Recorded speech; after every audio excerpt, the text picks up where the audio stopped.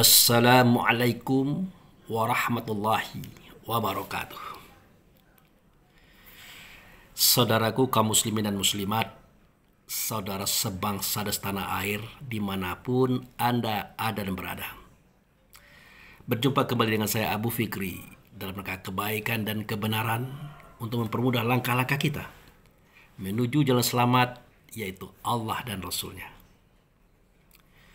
Saudaraku, dalam video ini kita melanjutkan tema kita yang sudah, yaitu mengenai masalah Bani Israel.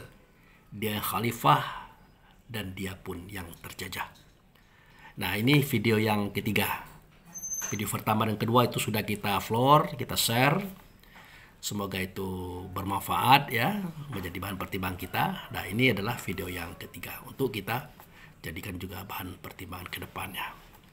Baik, kita masuk kepada surah Al-Baqarah ayat 44. Nah, itu. Nah, bunyinya adalah A'udzubillahi minasyaitonirrajim. Bismillahirrahmanirrahim. At-ta'murunan nasa bil birri wa tansawna anfusakum wa antum tatlunal kitab afala ta'qilun. Nah, itu. Jadi itu Allah bertanya melalui Rasul via Nabi Muhammad Rasulullah Sallallahu Alaihi Wasallam. Ya, dia bertanya kepada kaum atau sahabat saat itu. Otomatis dia juga bertanya kepada kita hari ini. Apa bunyi pertanyaannya? Adakah patut kamu suruh orang lain atau manusia lain berbuat kebaikan, sedangkan kamu lupa diri? Nah, mulutmu waktu itu membaca kitab loh. Nah, berakal tidak kamu? Atau adakah kamu punya akal terhadap persoalan seperti itu? Nah, jadi ini ada sebuah tamparan ya untuk kita pahami. Karena ini adalah kebiasaan kita dalam kehidupan. Kita bersuara, kita berkata, tapi kita lupa dengan diri kita. Ya, kita lupa dengan diri kita dan seterusnya itu. Nah, karena bahasan kita adalah Bani Israel secara hakikat, dia menuju kepada sang anak yang diperjalankan oleh ayahandanya dari rumah itu, dari Baitullah hakikat. Nah, itu. Kalau dalam bahasa saudara kita di agama seberang, dari istana kerajaan Tuhan. Nah, itu dia. Nah, jadi si Bani Israel ini ya diperjalankan oleh ayahandanya dari Masjidil Haram ke Masjidil Aqsa di dalam kegelapan. Kegelapan yang tiga: gelap dunia, gelap tubuh, gelap hati. Nah, seketika dia menatap kepada Masjidil Haram yang tadi ia berasal di sana, maka dia berkata, alangkah jauhnya tempat sujud itu, alangkah jauhnya Masjidil Haram itu. Makanya dikatakan itulah masjid yang jauh atau Masjidil Aqsa. Jadi cerita hakikat ini dia tidak bercerita tentang syariat seperti yang biasa kita dengar dalam kisah Isra wal Mi'raj. Nah, begitu juga kalimat ini. Kalau beberapa video yang lalu kita sempat menceritakan bahwa ya, terutama video yang kedua ya, Allah itu berkata melalui Rasulnya via Nabi kepada manusia, kepada nafs, kepada jiwa, bukan kepada ruh. Ya. Nah, kali ini Allah dan Rasul berkata kepada ruh. Karena ini yang sering terjadi dalam kebiasaan. Nah, perkataan itu begini. Adakah patut kamu suruh manusiamu? Nah, itu tadi. Nafsmu, jiwamu, manusiamu melakukan kebaikan. Dia tegak seperti alif, rukuk seperti ha, sujud seperti mim, duduk seperti dal. Adakah patut begitu? Nah, sedangkan kamu lupa dengan dirimu sendiri. Ingatanmu, rasamu, kesadaranmu, kamu bawa ke bank, ke pasar, ke kebun, ke kantor, menghitung uang, menghitung hutang piutang, macam-macam itu. Nah, Bersama dengan itu, mulutmu itu membaca kitab. Artinya bersuara berkata tentang ayat-ayat kitab Quran, katakanlah begitu ya. Membaca itu. Bacaannya bagus, makhraj bagus, tajwid bagus, iramanya bagus. Itu. Jadi berakal enggak kamu itu? Artinya di sini sudah tampak hati. Ya, hati, yang di dalam hati itulah dirimu pergi kemana-mana. Ya. Dalam kondisi kamu memerintahkan manusiamu berbuat baik. Mulutmu membaca kitab. Nah, kejadian ini yang sering terjadi saudaraku dalam kisah kita sedang berhubungan langsung dengan Tuhan. Cobalah perhatikan. Mulai dari takbiratul ihram, Allahu Akbar, sampai ke salam. Nah, tubuh kita itu kita perintahkan berdiri seperti alif, ruku seperti ha, sujud seperti mim, duduk seperti dal. Kemudian lisan kita, mulut kita berkata tentang kitab, bercerita tentang Quran, mengisahkan tentang ayat. Nah, jadi antara hati, lisan, dan perbuatan itu tidak sinkron. Sudah berperkara dia, sudah bertentangan dia. Sedangkan momen ini adalah momen di saat kamu bertemu dengan Allah dan Rasul di dalam sholatmu. Adakah kamu berakal? Ya, kalau sekali, dua kali, sebentar, dua bentar itu tidak ada masalah. Kalau terus-terusan begini,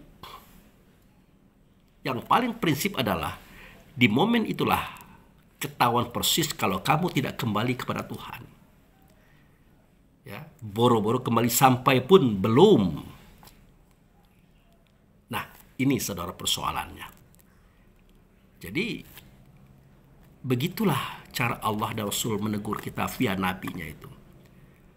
Dia tegur kita itu, ya kamu ini, kamu suruh tubuh badan jasadmu berdiri, ruku, dan sujud duduk. Dari Allah Akbar sampai salam. Kamu pergi kemana-mana. Nah, kamu pergi kemana-mana itu sebenarnya dia mengikuti keinginan manusianya justru. Ya. Justru dia mengikuti keinginan manusianya, nafsunya, jiwanya itu. Karena yang berpikir tentang kantor, pasar, kebun, makan uang hanya manusia. Kalau ruh tidak. Nah, padahal ruh itu, diri kita sebenarnya diri itu adalah anak yang diperjalankan, adalah Bani Israel tadi. Tujuannya untuk menjadi khalifah, bukan untuk dikhalifahi. Makanya Allah tanyakan, afala ta'qilun, kamu itu berakal apa enggak? Nah, kira-kira begitu persoalannya saudaraku. Jadi ya berkali-kali Allah menjelaskan, Rasul menjelaskan, Nabi menyampaikan kepada kita persoalan ruh ini dengan jiwa. Diri kita bisa diri dengan manusianya kita. Supaya kita paham. Supaya kita mengerti. Supaya kita bisa mensinkronisasikan antara ruh dengan jiwa. Ya, antara rasa diri dengan kehendak manusia kita. Itu sebenarnya. Jangan sampai kita bersimpang siur seperti ini. Lain di hati, lain di mulut, lain pula di perbuatan. Ini sudah pecah namanya. Ya, sudah rusak namanya. Artinya tidak sampai kepada Allah dan Rasulnya. Nah, jadi gampang saja kita melihat apakah orang ini sudah kembali kepada Tuhan atau belum. Ya dari sholatnya kita itu. Kalau sholat kita masih seperti itu, artinya kita belum sampai kepada Allah dan Rasul. Kalau ajal sampai, udah kita finishkan itu. Sudahlah. Tidak ada harapan kembali. Makanya kita berharap. Yang namanya al-iman, tasdiqu fi qalbi, wa iqraru bil lisan, wal amalu bil arkan itu memang terwujud. Iman itu, ya dia bersembunyi, dia bersama yang di hati. Itulah ruh, itulah diri kita sebenar diri, itulah rasa. Itu. Dia berkata di lisannya, dia bergerak di tubuhnya sebagai pembuktian daripada keberadaan dirinya. Itu. Yang keberadaan dirinya itu sebenarnya adalah mewujudkan daripada keberadaan Allah Rasul. Tempat ya berasal. Gitu saudaraku. Nah oleh karena itu, ini sebuah bencana ini. Sebuah persoalan besar ini. Makanya diperintahlah oleh Allah dan Rasul via nabinya melalui surah Al-Baqarah ayat 45. Apa bunyinya? Wasta'inu bis-sabri was-shalah. Innaha lakabirah ilal khashi'in. Begitu. Meminta tolonglah kamu kepada Allah dengan sabar dan sholat. Dan meminta tolong ini sangat berat kecuali bagi mereka yang khusyuk. Bagi mereka yang khusyuk. Nah, siapakah mereka yang khusyuk? Allazina yazununa mulak rabbihim wa annahum ilaihi raji'un.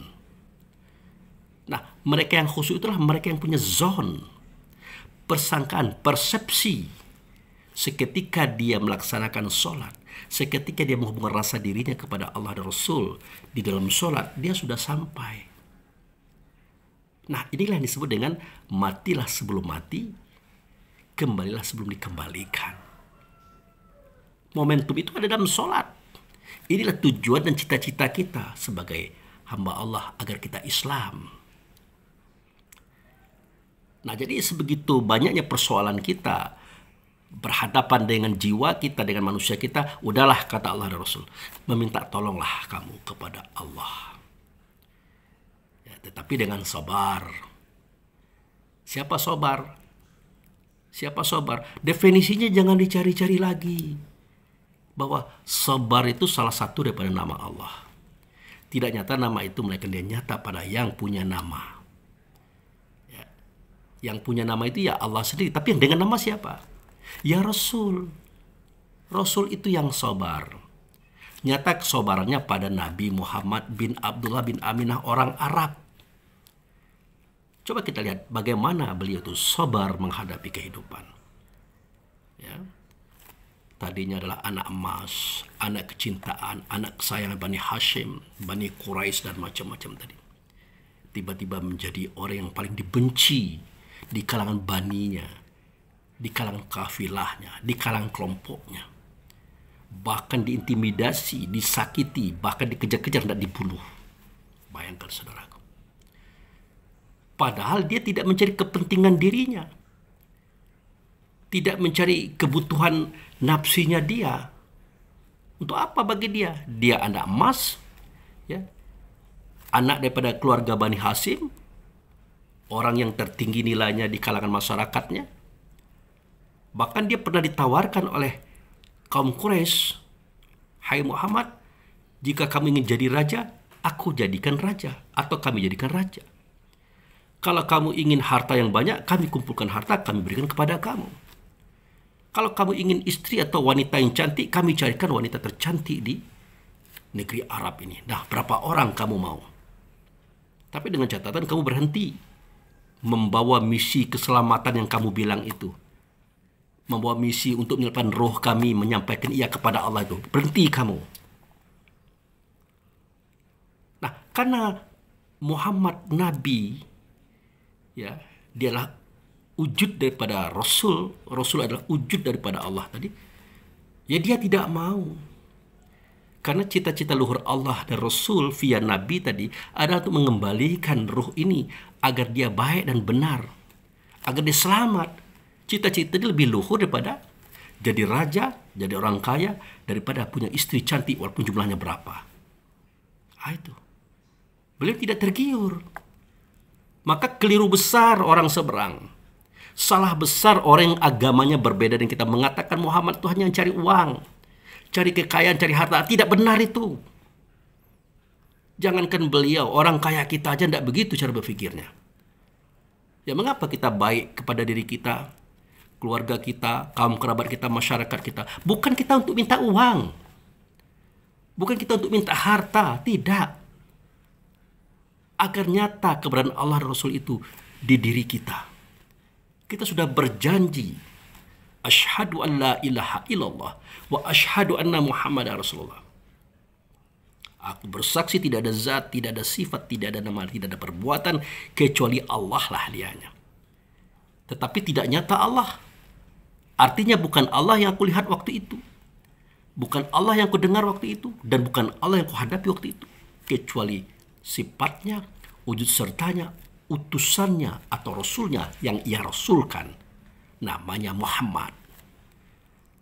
Makanya waktu itu semua kita bersujud sambil berkata, asyhadu an la ilaha illallah wa asyhadu anna Muhammad Rasulullah. Nah, inilah perjanjian, inilah sumpah di mana kita hendak mewujudkan keberadaan Allah dan Rasul pada diri kita supaya nyata Allah Rasul itu di alam semesta. Inilah hakikat daripada pengabdian. Itu. Nah, oleh karena itu saudara-saudaraku kaum muslimin dan muslimat, sekali lagi saya katakan, kelirulah orang mengatakan bahwa Muhammad itu mencari harta, kekayaan dan macam. Tidaklah. Toh kalau ada hukum Islam yang mengatakan yas'alunaka anil anfal qulil anfalu lillahi wa rasul.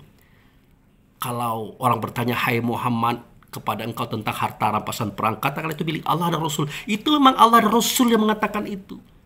Bukan Muhammad mengakal-akali, tidak. Kenapa sedemikian? Karena dia yang akan membagikan. Ya, dia akan memberikan kepada yang berhak menerimanya, kepada kapasitas yang penting mendapatkannya. Itu. Ini dikatakan pula Muhammad itu adalah arogan, barbarian, memerangi orang, ya, membunuh orang, merampas harta orang. Tidak ada begitu. Ya, mohon kepada saudaraku di seberang sana, tolong perhatikan ini dengan ikhlas dan jujur loh. Islam itu tidak pernah ada perang. Tidak pernah ada perang, tidak ada pernah membunuh, tidak ada pernah menyiksa, menindas, tidak ada. Ya, namanya Islam. Artinya damai dan rukun serta bahagia bersama. Tetapi di sekitar Islam itu ada orang teraniaya, tertindas, terjajah oleh siapa? Oleh siapa? Ya, oleh mereka yang punya keyakinan dan agama yang berbeda dengan Islam saat itu. Nah, masyarakatnya menangis, menjerit, minta tolong agar mereka dibebaskan. Begitu. Nah, oleh Nabi Muhammad beserta sahabat-sahabat serta pasukannya, ini dilakukan pembebasan. Makanya Nabi Muhammad menyampaikan pesan kepada panglima beliau, ya, panglima termuda itu terakhir beliau menginformasikan tentang perang tadi, yaitu kepada Abdullah bin Zaid. Apa kata beliau? Hai Abdullah, jika nanti engkau memasuki perkampungan musuh, ingat, jangan membunuh orang yang sudah menyerah. Jangan membunuh orang tua, jangan membunuh perempuan, jangan membunuh anak-anak, jangan menghancurkan fasilitas umum seperti pasar, rumah, dan tempat-tempat ibadah mereka. Jangan. Jadi jelas, arah tujuan perperangan ini jelas. Tetapi Allah itu tidak suka dengan peperangan. Rasul juga tidak suka dengan peperangan. Makanya jangan terjadi perang. Kalau terjadi perang, maka akibatnya yang kalah akan menjadi korban perampasan harta perang. Itu tujuan intinya, saudaraku. Selama Islam itu masih ada waktu itu. Seakan-akan Allah Rasul berkata, hei kalian semua yang ada di sekitar Islam, jangan bertingkah ya. Jangan zolim ya, nanti Islam datang, selesai kalian. Bukan hanya memerangi, tapi merampas semua harta kalian. Dan menawan kalian. Itu hukuman Allah dan Rasul untuk dunia. Supaya mereka tidak macam-macam, tidak bertingkah, tidak zolim. Agar tidak terjadi peperangan antara Islam dengan mereka. Itu sebenarnya. Coba Anda lihat kisah Nabi Sulaiman itu, saudara. Kisah Ratu Bilqis. Seketika Nabi Sulaiman mengirimkan surat. Di awal kisahnya tertulis Bismillahirrahmanirrahim. Dengan nama Allah yang pengasih lagi maha penyayang. Yang dengan nama Allah itu kan Anda tahu. Beberapa video saya jelaskan. Itu adalah Rasul. Namanya Muhammad. Ingat, bukan Muhammad Nabi loh.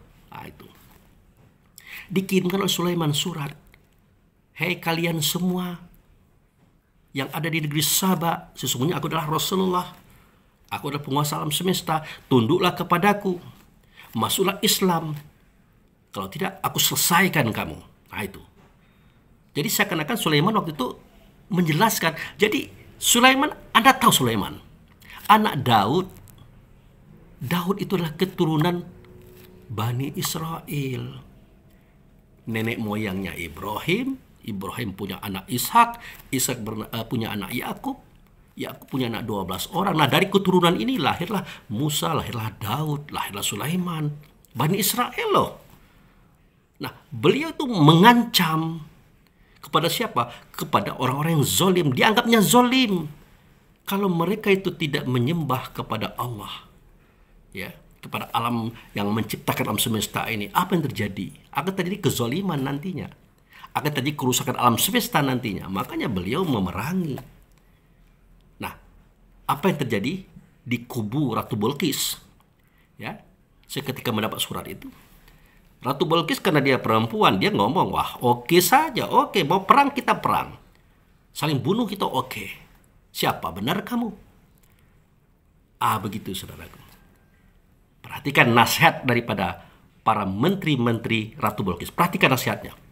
Anda buka pada surat As-Saba. Jangan ratu.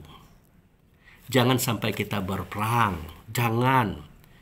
Karena perang itu membawa kehinaan loh. Dia akan membunuh, membantai. Dia akan menjajah, dia akan memenjarakan, membudakkan, menawan. Dan dia akan merampas harta. Jadi bagaimana sebaiknya, kata Ratu Bilqis? Ya kita tidak usah perang, kita jajal dulu dia. Caranya, ya kita kirim utusan, perempuan-perempuan cantik, pengawal-pengawal perkasa, kita bawa emas, intan, permata, kita berikan uang yang banyak kepada Raja Sulaiman. Kita lihat actionnya bagaimana. Nah akhirnya dilakukan oleh Ratu Bilqis. Dikirimkan perempuan-perempuan cantik, uang yang banyak, emas yang banyak, harta yang banyak, uang yang banyak, seterusnya itu. Sesampainya di kerajaan Sulaiman, apa kata Sulaiman? Oh, kalian ingin menyogok saya. Apa yang saya miliki jauh lebih banyak daripada kalian. Jauh lebih besar daripada kalian. Bawa kembali kepada ratu kalian. Jangan coba-coba menyogok saya. Satu saja, kalau kalian tidak tunduk di bawah kuasa Allah dan Rasul, di bawah Islam, kalian akan kami perangi. Nah, akhirnya ya kembalilah utusan tadi. Diinformasikanlah kepada Ratu Bilqis. Waduh, ratu. Raja itu bukan sembarangan. Dia bukan manusia biasa. Wajahnya yang tampan, ganteng, masih remaja. Punya kekuasaan yang besar. Harta yang banyak. Istananya saja emas. Pasirnya saja intan berlian. Pasukannya manusia dan jin loh. Wah, masa iya begitu? Iya. Makanya Ratu Bilqis juga pengen tahu iya apa tidak. Akhirnya Ratu Bilqis sendiri yang datang ke kerajaan Sulaiman. Nah, dari cerita ini saya nak menyampaikan saja bahwa dari zaman dulu bahwa peperangan itu memang membawa kehancuran, kebinasaan, pembunuhan, pembantaian, perampasan. Dan memang itu aturan Allah dan Rasul dari zaman dulu loh. Jangan dikatakan Islam begitu. Ya. Bahkan Bani Israel itu sendiri, Raja Sulaiman itu sendiri begitu. Bahkan Raja Daud, ayah Sulaiman juga begitu. Ingat kisah Nabi Musa? Kan begitu juga. Beliau diperintah oleh Allah membawa kaumnya, umatnya, masuk ke suatu negeri. Kan berperang. Di sanalah kamu makan, di sanalah kamu minum, di sanalah kamu punya rumah. Mari kita serang mereka. Karena itulah negeri atau tanah yang dijanjikan untuk kita. Ayo. Orang-orangnya zalim di situ. Nah itu dia. Ya kalau orangnya tidak zalim, tidak mungkin berperang. Tidak mungkin saling bunuh. Kita damai saja, kita join saja, selesai sudah. Tapi kan tidak mau seperti itu. Nah gitu saudara-saudaraku. Jadi kembali kepada apa yang kita ceritakan tadi. Ya, kita meminta tolonglah kepada Allah dengan sobar. Si sobar ini adalah Rasul. Rasul itu via nabinya Muhammad bin Abdullah. Beliau itu sangat sabar. Disakiti, dihina, dicaci, diludahi, dilempar kotoran onta, dikejar-kejar dan dibunuh. Beliau sabar. Sampai seketika beliau berkuasa dan punya kekuasaan. Nah, beliau melakukan penyerangan itu bukan karena beliau hendak merampas harta orang, hendak membunuh orang, tidak. Tetapi hendak menegakkan kebenaran dan keadilan bagi semua orang yang ada di alam semesta. Itulah cita-cita Islam. Itulah cita-cita Muhammad. Itulah cita-cita kita umat Islam ini, saudara. Bukan macam-macam, bukan neko-neko loh. Ya. Nah, si sobar inilah Rasulullah. Rasulullah. Nah, kalau kamu sudah payah, sudah susah mengatur dirimu, kamu suruh tubuh badan jasadmu berbuat baik, kamu pergi kemana-mana, mulutmu baca kitab, ini sudah kacau. Maka meminta tolonglah kamu kepada Allah melalui si sobar, melalui Rasul, melalui wasilah yang itu dia. Jadi beliau ini wasilah loh. Makanya sebelum sholat, sebelum menyatukan rasa diri kepada Allah dan Rasul, kan azan dulu. Setelah azan ada doanya. Allahumma rabba hazid da'wati tammah wa sholatil qa'imah ati Muhammadani wasilah wal fadilah wa bat'atu fil maqamah muda innaka la tuliful mi'ad. Ya Allah yang memiliki suruhan yang sempurna, salat yang akan didirikan, hadirkan di engkau Muhammad sebagai perantara, wasilah antara aku dengan engkau. Kan jelas kalimat ini diucapkan oleh semua orang Islam yang salat loh. Gitu. Nah, pasti Allah hadirkan Muhammad itu. Karena Allah tidak akan mungkin mengingkari janji. Sayang seribu kali sayang, kajian Muhammad ini sering membawa kita kepada Muhammad Nabi, Muhammad bin Abdullah, Muhammad orang Arab. Padahal Muhammad yang maksud adalah bukan Muhammad itu, Muhammad Rasul. Yang dia adalah sifat Allah, dia wujud serta Allah, dia adalah Rasul yang dirasulkan. Nah, itulah satu rasa diri kita kepada rasa beliau itu dengan Allah. Nah, minta tolonglah kita kepada Allah melalui beliau, agar kita menang.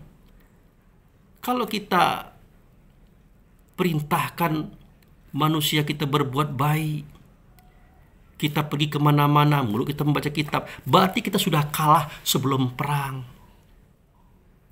Sudah kalah sebelum perang itu, saudaraku.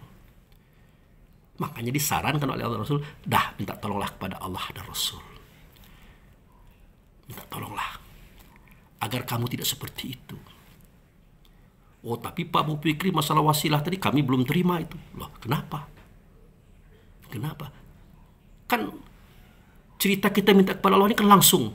Nah, itu kan kisah waktu yang saya hadapi di MUI Kota Bengkulu loh. Ya, beliau itu adalah saudara saya juga, udah S2 dia dalam bidang agama. Ngotot betul dia mengatakan. Nggak ada itu wasilah-wasilah. Pokoknya kita langsung berkata-kata kepada Allah. Nggak pakai perantara. Wah, saya bilang, ya untungnya waktu itu pendek. Saya nggak jawab. Tapi kalau waktu itu panjang, pasti saya jelaskan. Ya jangankan kita hamba yang hina, yang lemah, yang kecil ini. Allah yang maha agung saja, yang maha besar, maha mulia, maha suci, ngomong sama kita aja pakai wasilah. Atau yang dikatakan melalui Rasul, ya, melalui Nabi, melalui para wali, para mursyid, para ulama kiai. Atau dia berbicara dengan kita di balik tabir dan macam-macam itu. Kan jelas kalimat itu. Dan secara fakta pun kita melihat. Seketika kita mempelajari ilmu agama, tidak ada Allah ngajar ngaji. Allah mengajar akidah, fikih, dan tauhid yang lainnya, tidak ada. Yang kita temukan adalah ulama, kiai, ustadz, guru, mursyid. Ya kenapa tidak Allah langsung? Nah, jadi ini, maaf, saya katakan ini, saya bukan membantah, tapi memberikan Anda pandangan loh. Nah, kalau kita berani membuka surat Al-Maidah ayat 35, ketemu lagi kalimat itu. Ya. Ya ayyuhallazina amanu ittaqullah wabtaghu ilaihi wasilah wajahadu fisabilihi la'allakum tuflihun. Itu Allah berkata melalui Rasul, Rasul berkata melalui Nabi Muhammad. Tertulis pada kitab surah Al-Maidah ayat 35. Ya, nah itu. Wahai orang beriman, bertakwalah kamu. Cari oleh kamu yang menyampaikan kamu kepada Allah, artinya wasilah. Berjuanglah kamu untuk mendapatkannya. Kalau kamu bertemu dengan dia, pasti kamu menang. Dan kamu sudah berada dalam posisi kemenangan. Yaitu tidak lagi memerintahkan kepada manusiamu sedangkan kamu kemana-mana. Tidak begitu lagi. Rasa diri dengan suara kata dan gerak itu satu dalam kesatuan, yaitu Allah dan Rasul. Itu mestinya. Ya, nah, itu. Jadi meminta tolonglah kepada Allah tetapi dengan si sabar. Itu Rasul, itulah wasilah di dalam sholat. Kalau di luar sholat bagaimana Pak Abu Fikri? Semestinya tetap sholat. Sholatnya bagaimana? Sholat berdiri, duduk, berbaring, bersuara, berkata, beraktivitas. Namanya sholat doimun. Sholat tidak berjeda. Sholat di dalam waktu. Sholat di dalam ruang. Sholat selama-lamanya itu sholat doimun. Itulah dia menyuarakan suara Allah, menyuarakan suara Rasul, mengatakan kata Allah, mengatakan kata Rasul, memperbuat perbuatan Allah dan memperbuat perbuatan Rasul dalam kehidupan kita. Itulah sholat doimun. Selalu kita ingat, waspada. Itu. Nah, itu. Dan itu memang berat kata Allah dan Rasul. Kecuali bagi mereka yang khusyuk. Nah, persoalan mereka yang khusyuk ini jangan dilihat di buku-buku, di catatan-catatan, literatur di sekolah, jangan. Akan banyak definisinya. Orang yang khusyuk adalah terlalu panjang tali kelambunya. Ya, ya langsung saja kepada ayat tadi. Allazina yazununa mulaqu rabbihim wa annahum ilaihi raji'un. Mereka yang punya zon, punya persangkaan, punya persepsi. Di momen itu mereka sudah sampai kepada Allah dan Rasul. Mereka sudah berada dalam sholat. Sungguh waktu itu mereka sudah kembali kepada Tuhannya. Ini Allah dan Rasul mengatakannya saudara, bukan saya. Coba lihat di surah Al-Baqarah. Ayat yang saya katakan tadi. Ayat 45 itu. Kan jelas.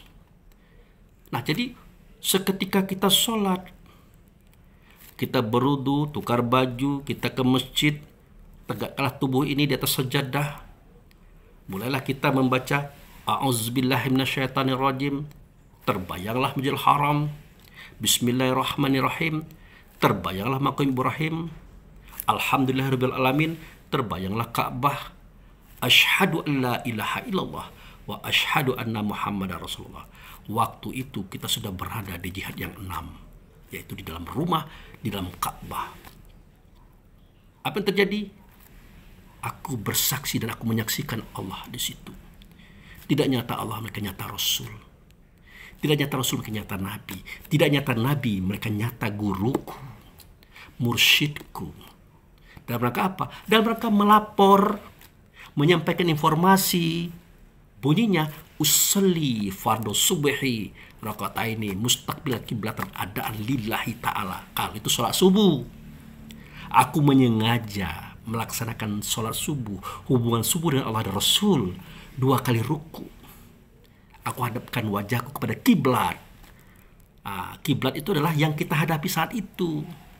Sejatinya Allah, tidak nyata Allah, maka Rasul. Sejatinya Rasul, tidak nyata Rasul, maka nyata Nabi. Tidak nyata Nabi, nyatalah guru yang mengajarkan kita kajian ini. Itu. Tapi ingat, itu hanya sesaat sebelum kita berangkat menuju Allah dan Rasul. Karena niat tadi terakhir dan berakhir dengan kalimat lillahi rabbil alamin. Ya. Usolli fardhu subhi raqata ini mustaqbil kiblatan ada lillahi ta'ala bisa, lillahi rabbil alamin bisa. Artinya apa? Kita melapor ya kepada guru kita untuk kita kembali kepada Allah dan Rasul. Barulah kita angkat takbir. Allahu Akbar. Sudah selesai kita dengan alam semesta. Dengan segala-galanya. Kita sudah melipat tangan. Artinya kita sudah mati dalam hidup. Kita sudah mati sebelum mati. Sudah kembali sebelum dikembalikan.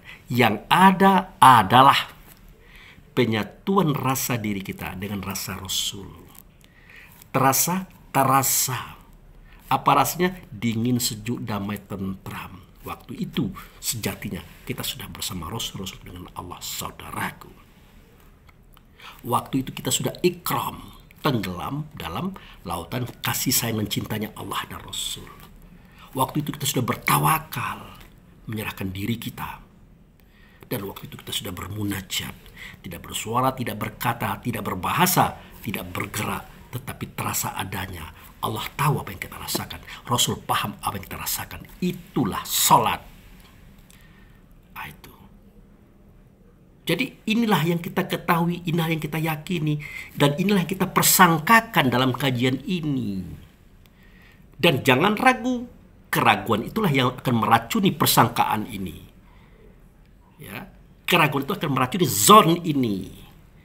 Karena Allah dan Rasul berkata, Anna in the zoni abdibi in zona khairu fa khairu in zona syarum fa syaru.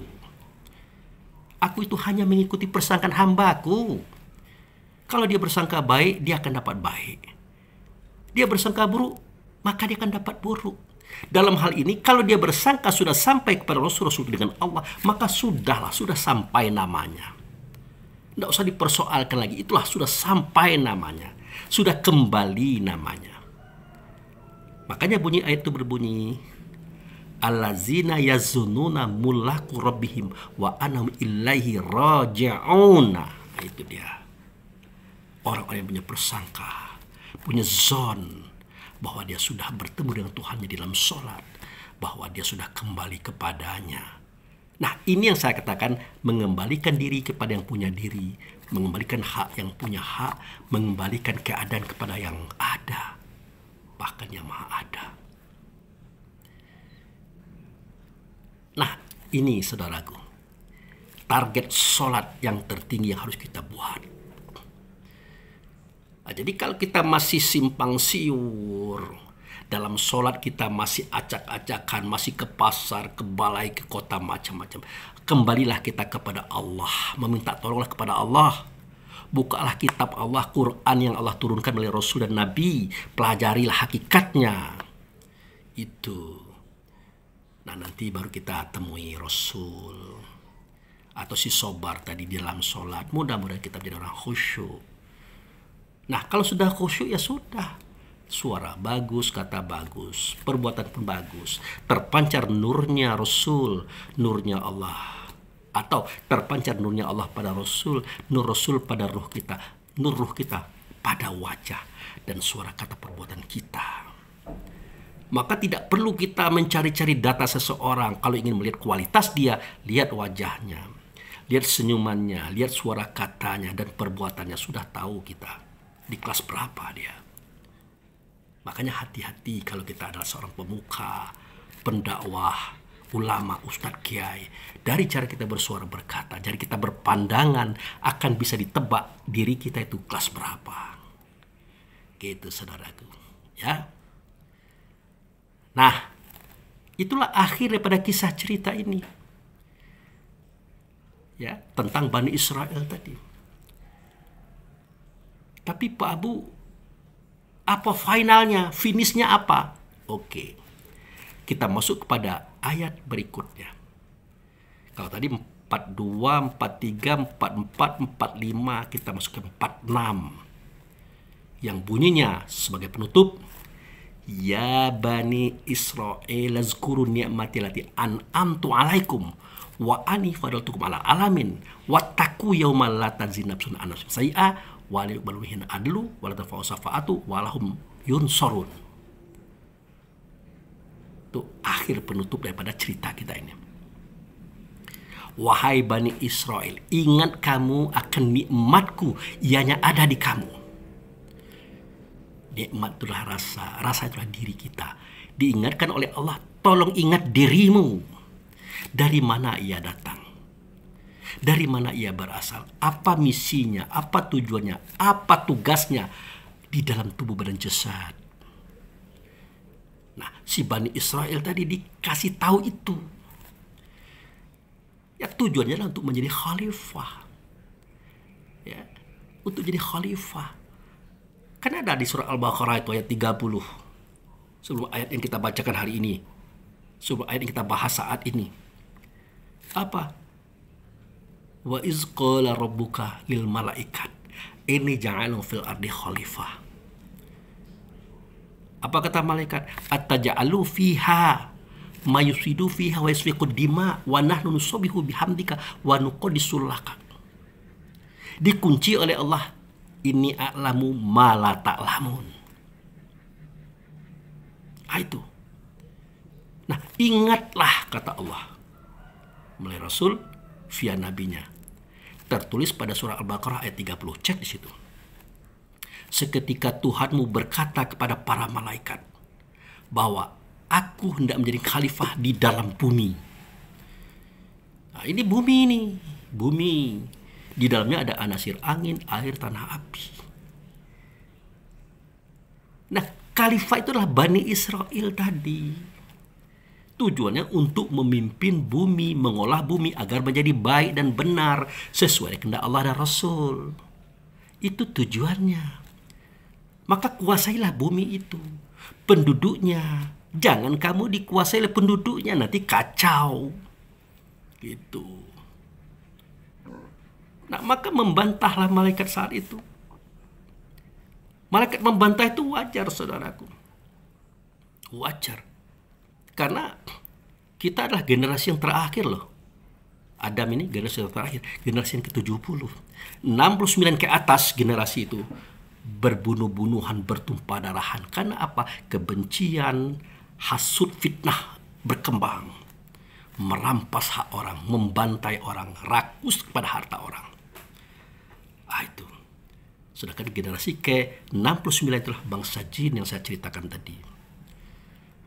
Wajar malaikat berkata, lah masih juga mau membuat khalifah di muka bumi atau di dalam bumi. Nanti dia akan saling benci membenci, iri mengeri, dengki mendengki, rampas merampas, bunuh bertumpah darahan. Sedang kami selalu memuji engkau, mengagungkan, mensucikan engkau, wahai Allah, wahai Rasulullah. Tapi dijawab oleh Allah, inni a'lamu ma la ta'lamun. Aku tahu apa yang tidak kamu tahu. Apa yang Allah tahu yang malaikat tidak tahu? Yang bangsa jin dan bangsa yang lain tidak tahu saat itu apa? Itulah dia alimul asma yang disampaikan oleh Allah pada ayat berikutnya. Walama adama asma'akulaha. Kan begitu. Wa'alama adama asma'akulaha. Summa aradhum alal malaikat.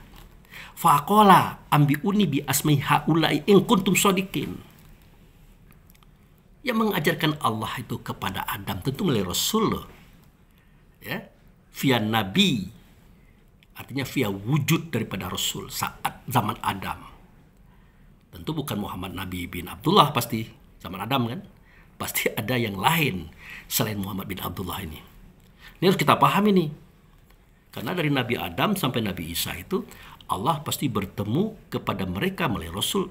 Tentu via Nabi ada tubuhnya. Jelas tubuhnya bukan orang Arab yang lahir hari Senin 12 Rabiul Awal tahun 571. Bukan itu orangnya pasti. Makanya Allah dan Rasul itu nyata pada 1000 wajah, 1.000.000 wajah, bahkan miliaran wajah. Tergantung situasi kondisi saat itu. Oke. Nah. Jadi yang diajarkan oleh Allah kepada Adam itu alimul asma. Alimul asma. Apa itu alimul asma? Ya, itulah kajian kita. Dari Nabi Sulaiman sudah dibongkar masalah asma. Di kita juga sudah dibuka juga tentang yang dikatakan Allah di zaman Nabi Adam itu. Di zaman kita apa dia? Itulah dia. Iqra bismi rabbikal ladzi khalaq. Bacalah dengan nama Tuhanmu yang menciptakan. Kalau yang dengan nama Allah itu jelas alhamdulillahnya. Bismillahirrahmanirrahim. Dengan nama Allah yang pengasih, dia penyayang, dia. Siapa dia? Alhamdulillahi rabbil alamin. Yang dengan nama Allah itu adalah alhamdulillah, dipertuang agung Allah atas dia di alam semesta. Itu adalah Rasul. Namanya Muhammad. Itu. Tapi yang dengan nama Tuhan siapa? Ya, yang dengan nama Tuhan itu adalah diri kita yang sebenar diri. Roh tadi, rasa itu. Nama Tuhan yang ketujuh. Allah, Rahman, Rahim, Malik, Kudus, Salam, Mu'min. Nah, itu dia. Artinya orang yang percaya kepada Tuhan. Bagaimana dia bernama dengan nama Mu'min atau orang percaya kepada Tuhan? Lah, karena dia pernah melihat Tuhannya. Mendengar suara Tuhannya, berhadapan langsung dengan Tuhannya. Itulah kisah Al-A'raf ayat 172 itu.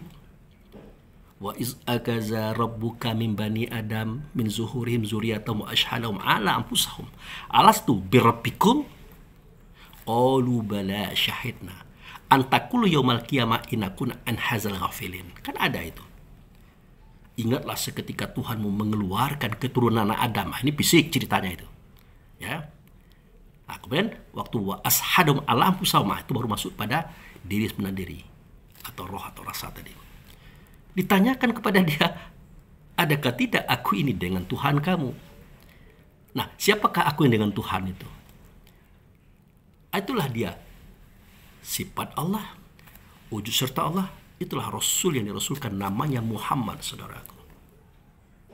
Makanya kita berkata, bala syahidna, benar engkau dengan Tuhan kami. Kami menyaksikan. Makanya di sujud itu kita mengatakan, asyhadu an la ilaha illallah wa asyhadu anna Muhammadar Rasulullah. Saat itu, ingat, Rasul di sini bukan Muhammad orang Arab, bukan Muhammad anak Abdullah, bukan yang dia lahir hari Senin tanggal 12 Rabiul Awal 571, bukan itu yang dianya. Bahkan yang lahir di Arab juga berucap seperti itu. Ya. Anak Abdullah dan anak Aminah ini juga mengucap asyhadu an la ilaha illallah wa asyhadu anna Muhammadar Rasulullah juga gitu. Lalu Muhammad yang mana lagi yang dia katakan? Muhammad Rasul, bukan dirinya. Karena dirinya adalah manusia yang sama dengan kita. Hanya saja di dalam dadanya ada wahyu. Wahyu itulah yang datang daripada Allah. Dialah Rasul. Dialah yang dikatakan Muhammad yang kita ceritakan saat ini. Itu keterangan dari surat Al-Kahfi ayat 110 itu kan. Ana batsaru mislukum. Aku manusia seperti kamu, tapi dalam dadaku ada wahyu. Kan gitu. Nah, kembali kita kepada cerita kita tadi. Jadi begitu, saudaraku. Nah, jadi dijelaskan oleh Allah dan Rasul di sini bahwasanya, wahai Bani Israel, kamu ingat diri kamu. Ya, ingat diri kamu. Bahwa kamu itu adalah khalifah di dalam bumi seperti diceritakan pada surat Al-Baqarah 30 tadi. Nah, dibantahlah oleh para malaikat karena khawatir nanti kamu bermacam-macam lagi perangaimu. Itu. Tapi Allah sendiri mengatakan, oh tidak begitu. Ada suatu pengetahuan yang kalian belum tahu. Aku tahu. Itulah alimul asma yang diajarkan kepada Adam. Setelah Adam menguasainya, maka Allah tantang para malaikat. Para jin saat itu semuanya tidak berani menjawab. Karena tidak ada ilmunya. Makanya, subhanaka la ilma lana illa ma 'allamtana innaka antal alimul hakim. Maha suci Engkau ya Allah yang nyata pada Rasul. Kami tidak tahu apa-apa kecuali apa yang sudah Engkau beritahu. Yang ini tidak diberitahu atau belum diberitahu. Nah, itu sesungguhnya Engkau adalah Maha mengetahui dan Engkau Maha bijaksana. Kan itu kejelasannya. Nah, alimul asma inilah ilmu tentang nama, tentang diri sebenarnya diri yang kita miliki hari ini.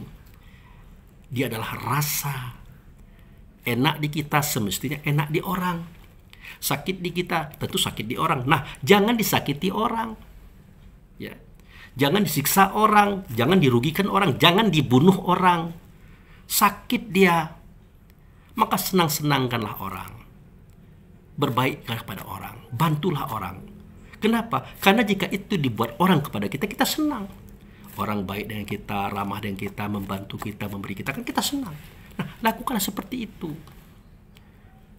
Nah, jangan seperti saudara kita di agama seberang. Sambil megang Quran, dia nantang-nantangin. Coba tunjukkan kepada saya satu saja ayat yang ada di surat Quran ini yang bercerita tentang kasih sayang. Nggak ada.